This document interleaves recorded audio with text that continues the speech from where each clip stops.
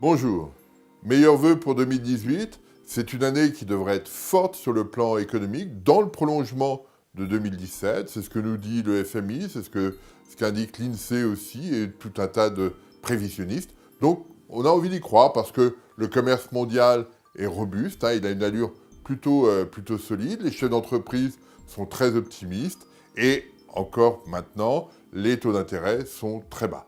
Donc on a une configuration qui devrait permettre de générer de la croissance et de dynamiser le marché du travail. Ce sera notamment le cas en France. Et cette situation donne une dynamique plutôt vertueuse.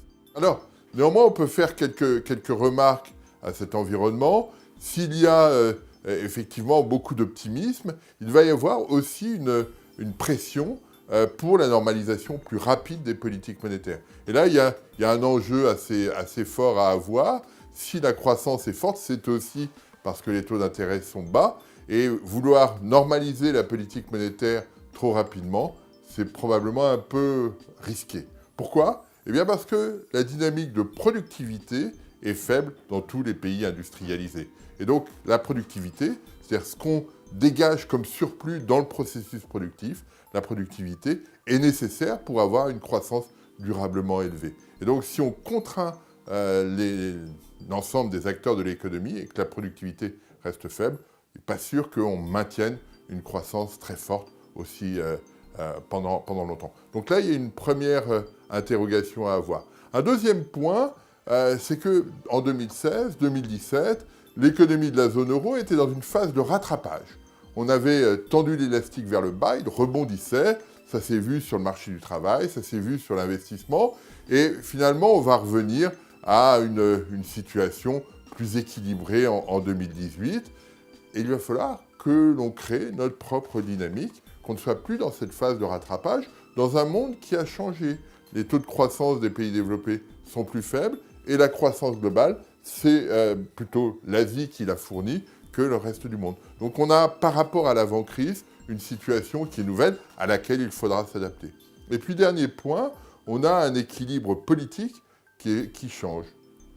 On avait le sentiment, pendant toute la phase de globalisation, que tout le monde avait l'idée d'être plus coopératif dans ses comportements. On observe que ça n'est plus le cas. On le voit aux États-Unis, on le voit en Grande-Bretagne, on voit que chacun a plutôt tendance à jouer sa carte dans son coin, et cette dynamique non coopérative n'est pas une bonne nouvelle à l'échelle globale. Donc voilà, on est toujours optimiste sur l'ensemble, mais il y a des points auxquels il faut être attentif. Et dans cet environnement, eh bien, l'Europe peut tirer son épingle du jeu, parce qu'elle sait ce que c'est qu'une politique coopérative, elle sait qu'il faut qu'elle se réforme pour aller mieux dans la durée, et donc elle a tous les atouts pour être une zone de stabilité dans les années qui viennent. C'est un rôle que l'Europe doit jouer en 2018, et c'est la mission qu'on doit lui assigner, parce que la croissance est forte, il faut qu'elle se réforme et qu'elle prolonge cette dynamique. Je vous remercie.